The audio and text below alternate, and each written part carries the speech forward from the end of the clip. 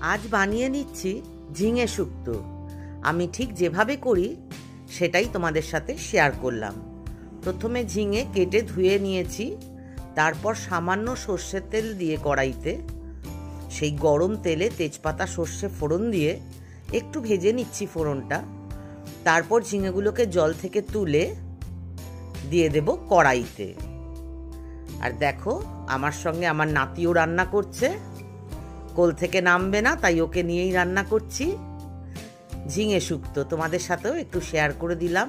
পরিমাণ মতন লবণ দিয়ে দিলাম, দিয়ে একটু ভেজে নিচ্ছি।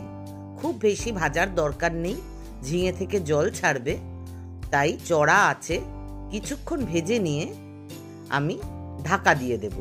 ঢাকা দিয়ে ঝিঙেটাকে নরম করে নেব। আমাদের রেসিপিগুলো ভালো লাগলে লাইক করো, কমেন্ট করে জানিও কেমন লাগলো। আর এই ধরনের নানা রেসিপি পেতে আমাদের চ্যানেলটাকে সাবস্ক্রাইব করে আমাদের পাশে থেকো। এবার দিয়ে দেব সাদা সর্ষে, কালো সর্ষে, আদা আর একটু নুন দিয়ে এটা বাটা। আদাটা একটু বেশি দিতে হবে, নালে সর্ষেতে তেতো ভাব হবে। দিয়ে আমি একটু নাড়াচাড়া করে অল্প জল দিয়ে দেব। একদম গামাখাও রাখা যায়, আবার একটু ঝোলও রাখা যায়। আমি এবার চড়া আঁচে ফুটিয়ে নেব। দিয়ে দেব পরিমাণ মতন মিষ্টি, চিনি দেব আমি। যারা চিনি খাও না তারা চিনিটা স্কিপ করবে।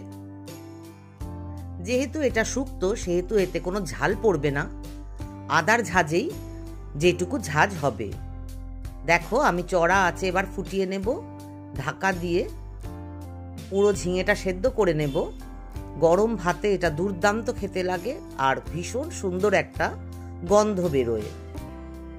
আমার বাড়ির সকলেই এটা খেতে খুব পছন্দ করে। তোমাদের কেমন লাগলো জানিও। আজকের মতন টাটা।